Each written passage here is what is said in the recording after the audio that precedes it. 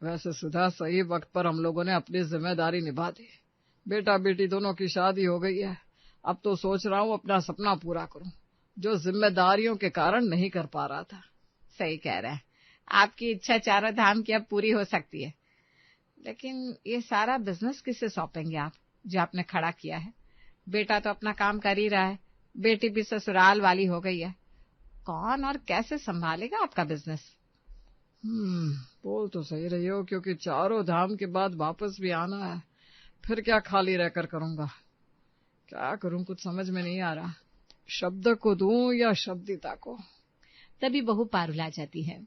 लीजिए पापा जी दवाई। भाई दुनिया यहाँ से वहां हो जाए, लेकिन पारुल की दवाई बिल्कुल वक्त पर पापा जी के पास आ जाती है। लाओ बेटा, ले दवाई खा लो। अच्छा सुन, बैठ, तुझसे सलाह करनी है। बहू बैठ जाती है। बोलिए ना पापा जी, क्या हुआ? सब ठीक है ना? हाँ बेटा, तेरे आने के बाद से तो सब ठीक ही हो रहा है। अच्छा ये बता, मैं जाना चाहता हूँ 4 धाम यात्रा पर क्या पापा जी? अच्छा है ना, ये आपकी कब से इच्छा थी? हाँ बेटा, पर मैं चाहता हूँ अपना बसा बसाया बिजनेस शब्द या तेरी ननद शब्दिता किसके नाम करूँ, क्योंकि अब नहीं लग रहा कि मैं ये बिजनेस उतने डेडिकेशन के साथ चला पाऊंगा। पापा जी आप खुद ही देखिए ना, क्योंकि दीदी को भी आपने पढ़ा लिखा के लायक बनाया है और इनको भी।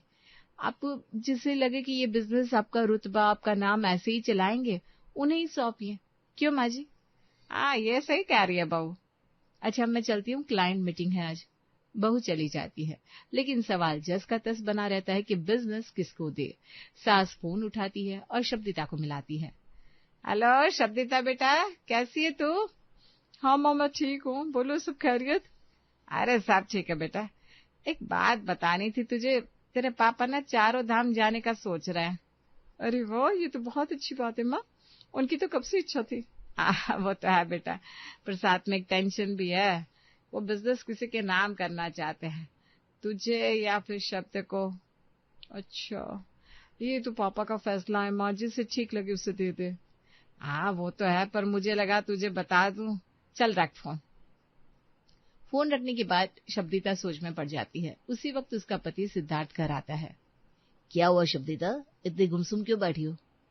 अरे कुछ नहीं, माँ का फोन था, बता रही थी पापा चारों धाम जाना चाहते हैं और बिजनेस मुझे या भैया को देने की सोच रहे हैं।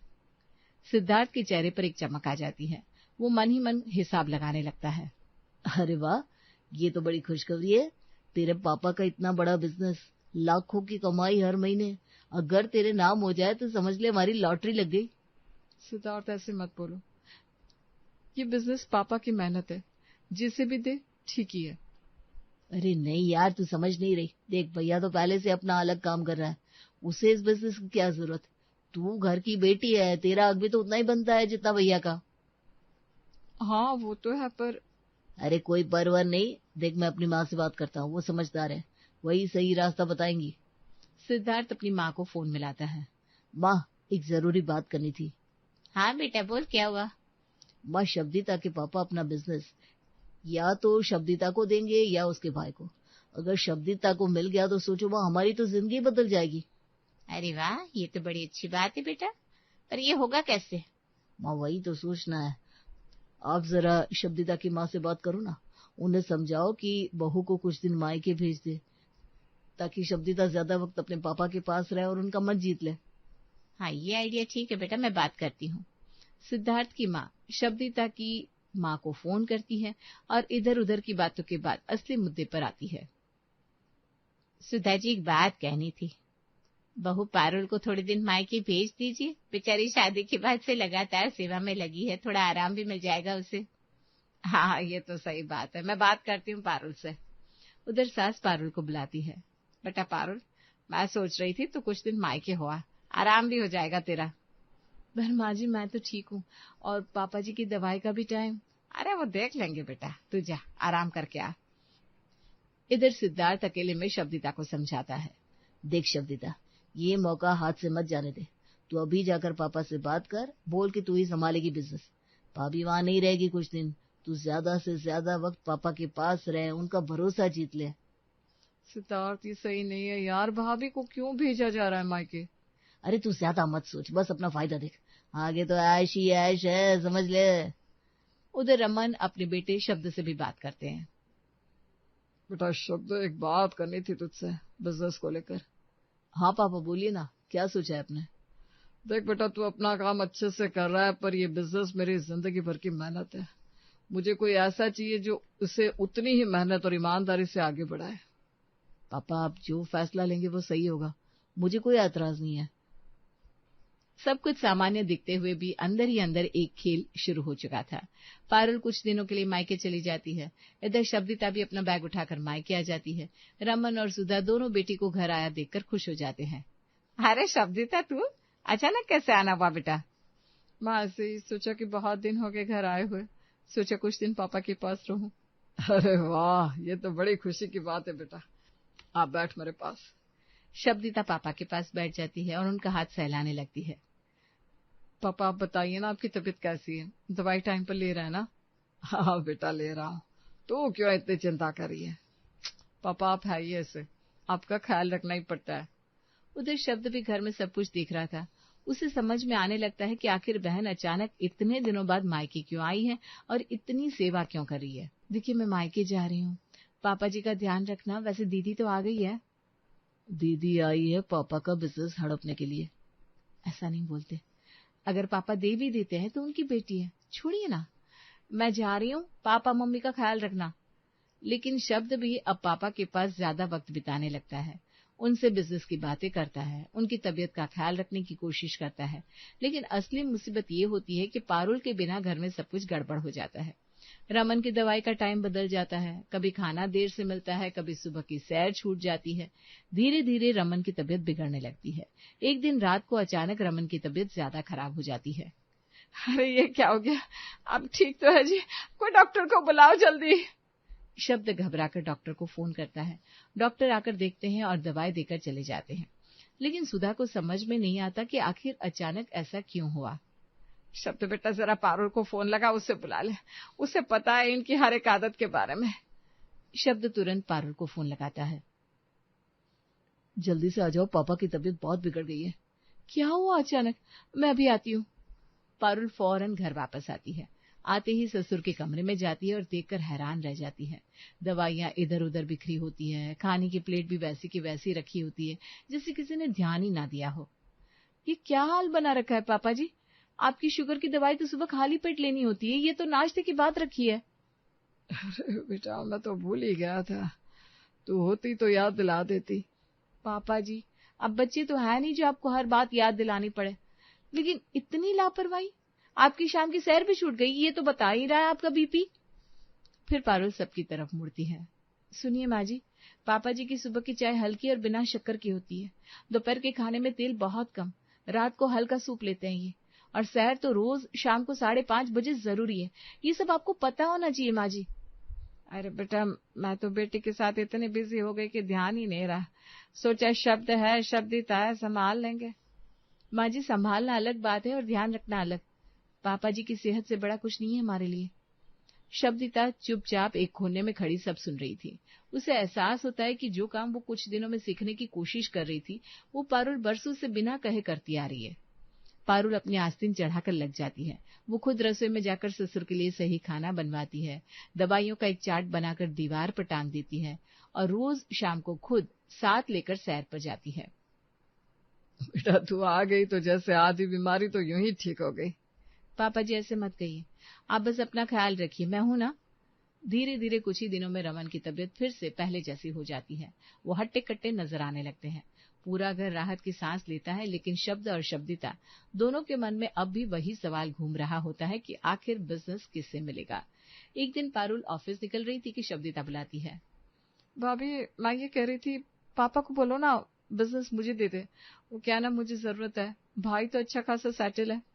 हाँ हाँ क्यों नहीं, शाम को बात करती हूँ पापा से, अभी मुझे जरा जल्दी जाना है।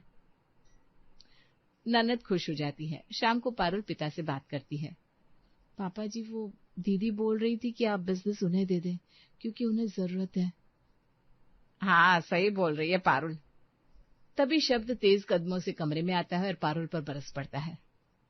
पारुल ये क्या तरीका है? तुम होती कौन हो हमारे घर के मसलों में बोलने वाली? पापा को बिजनेस जिसे देना होगा देंगे, और शब्दिता की तरफदारी क्यों कर रही हो? अपने पति के बारे में तो सोचो। ये मैं क्या सुन रही हूँ? मैं तो बस पापा जी का ख्याल रख रही थी। रमन को बुरा लगता है। शब्द, ये क्या बदतमीजी है? पारुल ने कुछ गलत नहीं किया, उसने तो मेरी सेवा की है। तभी शब्दिता भी अंदर आती है और तेज आवाज में बोलती है, पापा, मुझे भी अब साफ साफ बात करनी है। आप बिजनेस को लेकर इतने दिनों से सोच ही रहे हैं। मैं कोई पागल नहीं हूँ जो अपना ससुराल छोड़कर यहाँ आराम फरमाने आई हूँ। मुझे भी इस बिजनेस में बराबर का हक चाहिए। बेटी हूँ आपकी, कोई पराई नहीं। रमन चौंक जाते हैं। शब्दिता, ये तो क्या कह रही है? अरे हक की बात कर रही है ये। अरे बेटा हूँ मैं इस घर का, बिजनेस पर पहला हक मेरा बनता है। तू तो शादी करके चली गई अपने घर। तो क्या हुआ, शादी करके गई तो बेटी का हक कम नहीं हो जाता भाई? कानून भी यही कहता है। कानून वानून छोड़, ये पापा की मेहनत है। जो इसे संभालेगा उसे ही मिलेगा, और वो मैं हूँ। तू संभालेगा? तुझे तो अपने ऑफिस से फुर्सत नहीं मिलती। दोनों की आवाज ऊंची हो जाती है। रमन का चेहरा सफेद पड़ने लगता है, सांस तेज हो जाती है। पारुल घबराकर बीच में आ जाती है। देखिए प्लीज आप चुप हो जाइए। शब्दिता दीदी रुक जाइए प्लीज। पापा जी का दिल कमजोर है, डॉक्टर ने मना किया है तनाव लेने से। आप दोनों बाहर जाकर बात कर लीजिए। तुम बीच में मत बोलो पारुल। हाँ, तुम्हें क्या करना है इस बहस से? मैं नहीं बोल रही हूँ अपने लिए, पापा जी को देखिए, उनकी हालत बिगड़ रही है। लेकिन दोनों भाई बहन की जिद के आगे पारुल की बात अनसुनी हो जाती है। रमन कुर्सी पर बेबसी से बैठे अपने ही बच्चों को प्रॉपर्टी के लिए लड़ता देख रहे होते हैं। वो धीरे से खड़े होते हैं और दोनों हाथ उठाकर सबको चुप कराते हैं। बस बहुत हो गया, अब मैं कुछ पूछूंगा तुम दोनों से। जिसका जवाब सही होगा उसे मिलेगा बिजनेस। शब्द और शब्दिता दोनों चुप हो जाते हैं। बताओ, मेरी बीपी की दवाई का टाइम क्या है? मुझे कौन सा फल एलर्जी करता है और मेरे दिल का ऑपरेशन कब हुआ था? शब्द इधर उधर देखने लगता है। पापा वो मुझे ठीक से याद नहीं। शब्दिता भी सिर झुका लेती है। पापा मुझे नहीं पता ये सब। तभी पारुल घबराते हुए धीरे से कहती है, पापा जी दवाई सुबह 7 बजे खाली पेट। आपको पपीते से एलर्जी है और आपका ऑपरेशन 3 साल पहले हुआ था, ठीक दीदी की शादी से 1 महीना पहले। कमरे में सन्नाटा छा जाता है। रमन की आंखों में आंसू आ जाते हैं। यही है असली रिश्ता, जो बिना पूछे बिना दिखावे के हर पल मेरा ख्याल रखती रही। मैंने फैसला कर लिया है, मेरा पूरा बिजनेस पारुल के नाम होगा। नहीं पापा जी, ये गलत है। ये बच्चों का हक है, मैं तो बहू हूँ। बेटा, हक खून का नहीं दिल का होता है। तूने मुझे बेटी से बढ़कर संभाला, जिसे मेरी परवाह है। बिजनेस भी उसी की परवाह में सुरक्षित रहेगा। सही कह रहे हैं जी, पारुल ने ही तो इस घर को बनाए रखा। शब्द और शब्दिता शर्मिंदा खड़े रह जाते हैं। पारुल की आंखों में खुशी और जिम्मेदारी दोनों के आंसू होते हैं। सच्चे प्यार और सेवा की जीत होती है। रवि की शादी पक्की हो चुकी थी। घर में शादी की तैयारियां जोरों पर थी। पूनम अपने पुराने कमरे में शीशे के सामने खड़ी होकर बाल बना रही थी। उसके चेहरे पर खुशी से ज्यादा एक गहरी सोच और लालच के भाव थे, और सतीश बेड पर बैठकर लैपटॉप पर कुछ काम कर रहा था। सुनिए, रवि की शादी में अब मुश्किल से 1 महीना बचा है, और आपने देखा नीचे वाला बड़ा कमरा भी एकदम खाली पड़ा है। हाँ, तो इन दोनों बातों का क्या ही लिंक है? और कमरा तो वैसे भी एक्स्ट्रा सामान और मेहमानों के लिए रखा गया है, उसमें क्या करना है? क्या करना है? अरे अक्ल के दुश्मन, नई बहू आएगी तो अपने साथ दुनिया भर का सामान, भारी भारी सूटकेस, नए कपड़े और जेवर लाएगी। ऊपर से शादी में हमें भी तो कितने सारे नए शगुन के गिफ्ट मिलेंगे। इस माचिस की डिब्बी जैसे कमरे में कहाँ रखूंगी मैं वो सब? तो तुम क्या चाहती हो? मैं चाहती हूँ कि ईशा के आने से पहले ही हम उस नीचे वाले बड़े कमरे में शिफ्ट हो जाए। वो कमरा मेरा होना चाहिए। वहाँ बड़ी सी अलमारी भी है, सारा नया सामान आराम से आ जाएगा। पूनम, तुम पागल हो गई हो क्या? घर में नई बहू आ रही है और तुम बड़े कमरे पर कब्जा करने की सोच रही हो? मम्मी पापा क्या कहेंगे? वो कमरा मेहमानों के लिए है। मेहमान 2 दिन के लिए आते हैं। मैं इस घर की बड़ी बहू हूँ। आप चुप रहिए। मम्मी पापा को कैसे मनाना है वो मैं अच्छी तरह से जानती हूँ। मुझे बस वो बड़ा वाला कमरा चाहिए, बात खत्म। पूनम ने ठान लिया था कि शादी की शगुन और नए सामान का मजा वो अपने इस छोटे कमरे में बैठकर नहीं लेगी। उसका लालच दिमाग अब सास ससुर को अपनी बातों के जाल में फंसाने की तरकीब बुनने लगा था। अगली सुबह हॉल में कमला जी और रामलाल जी बैठकर सुबह की चाय पी रहे थे। कमला जी शादी की लिस्ट बना रही थी। तभी पूनम बहुत ही संस्कारी और जिम्मेदार बहू का नाटक करते हुए चेहरे पर एक बड़ी सी चिंता वाली मुस्कान लिए वहां आती है। मम्मी जी, मैं सोच रही थी रवि की शादी में तो अब बहुत ही कम दिन बचे हैं, मेहमानों का आना जाना शुरू हो जाएगा और फिर नई बहू भी आएगी। हाँ पूनम, काम तो बहुत है, मैं वही लिस्ट बना रही हूँ।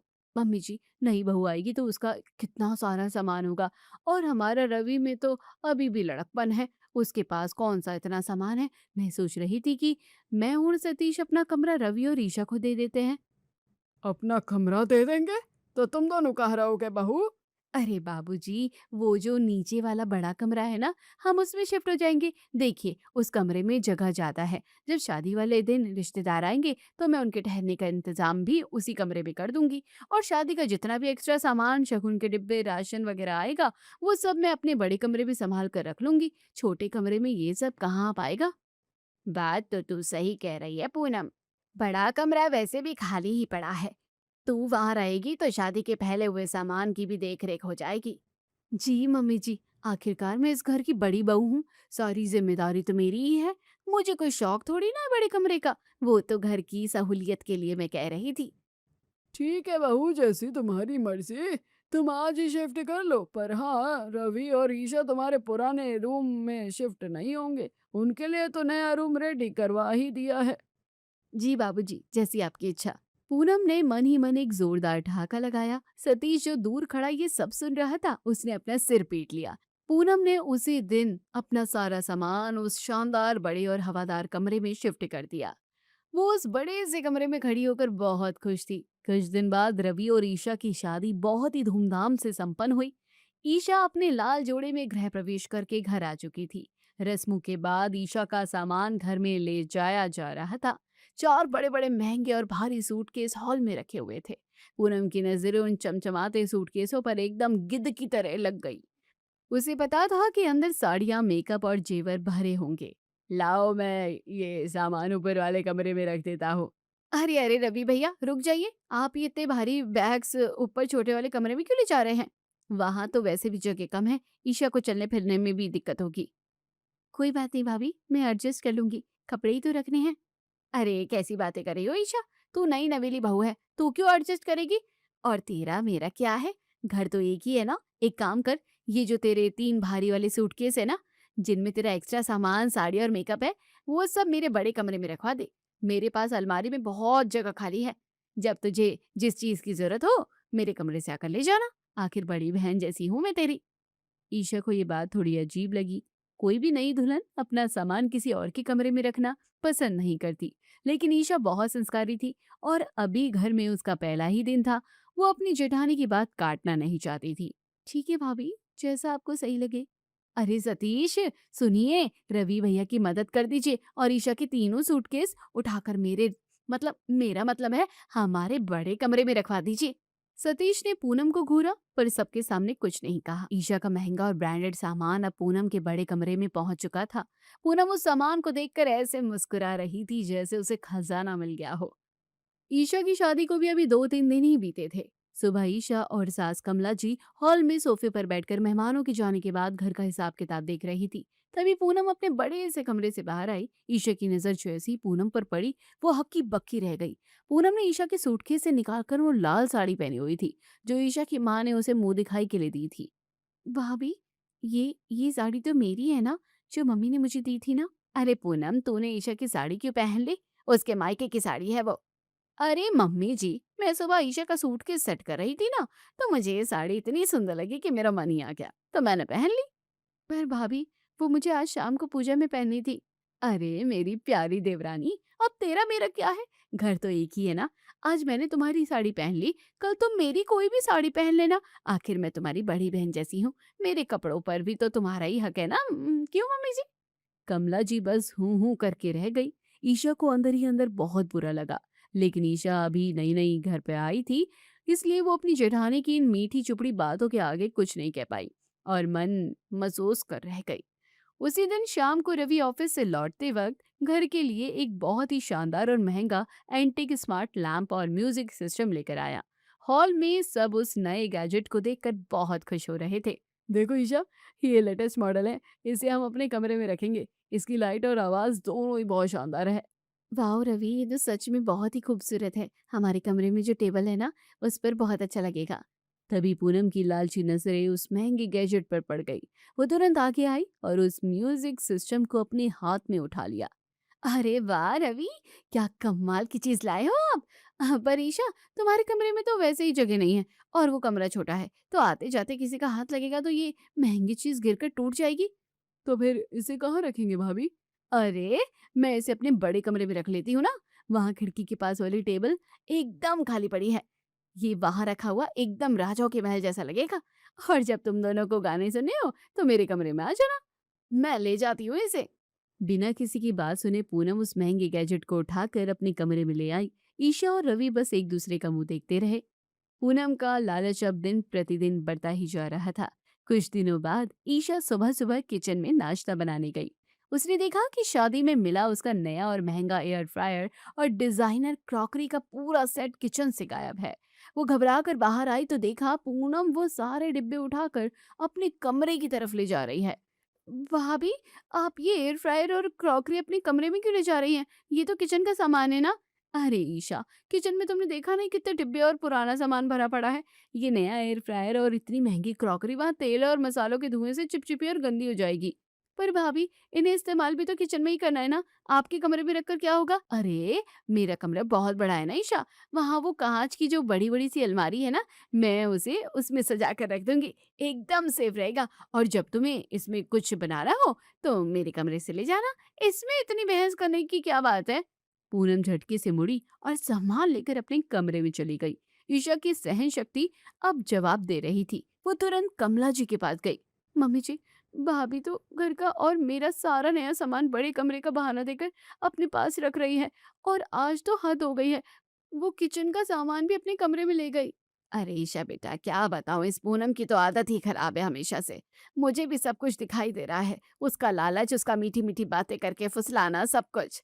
पर मैं अगर कुछ कहूंगी तो घर में बहुत बड़ा कलेश होगा। मेरी मान तो तू भी कलेश मत कर, थोड़ा एडजस्ट कर ले बेटा, इसी में घर की सुख शांति बनी रहेगी। सास का ये जवाब सुनकर ईशा समझ गई कि यहाँ शिकायत करने से कुछ नहीं होगा।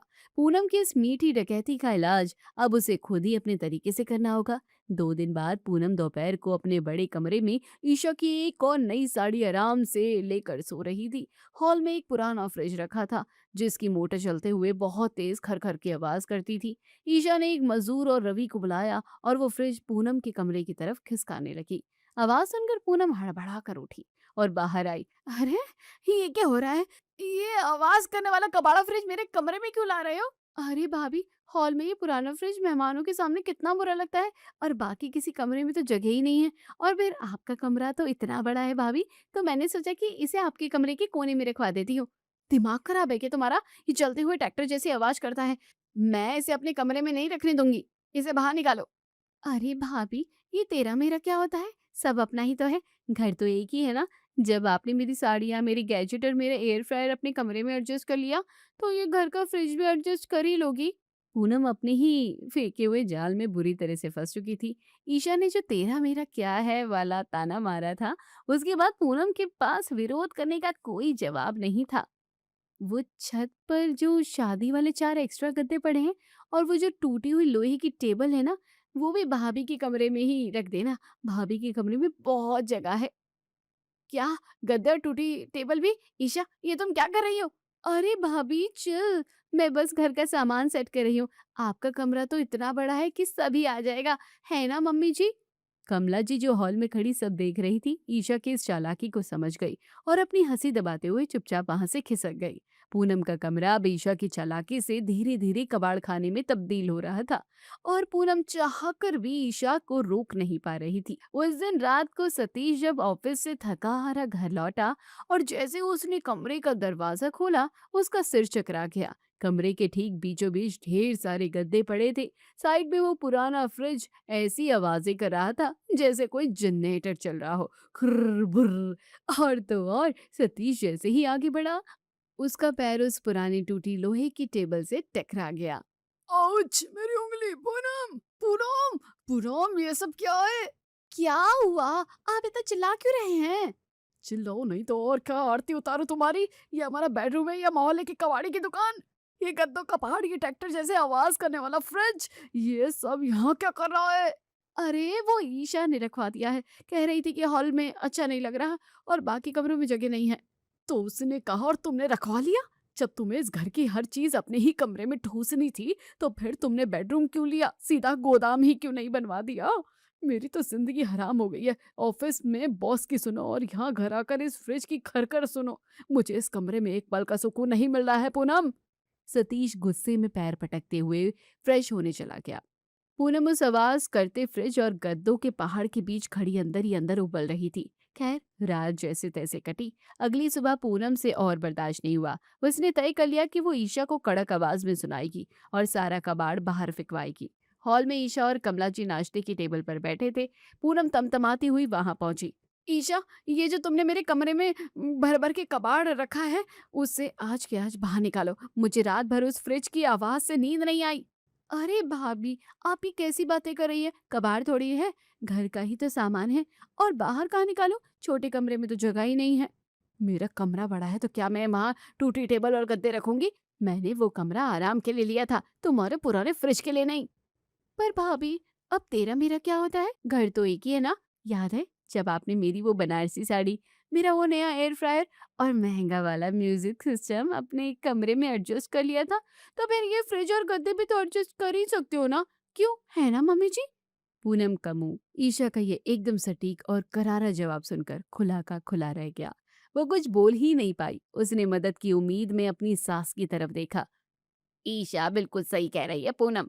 जब तू ईशा का सारा नया और ब्रांडेड सामान अपने कमरे में रख सकती है, तो मेरे इस घर का पुराना सामान भी तो तुझे ही संभालना पड़ेगा।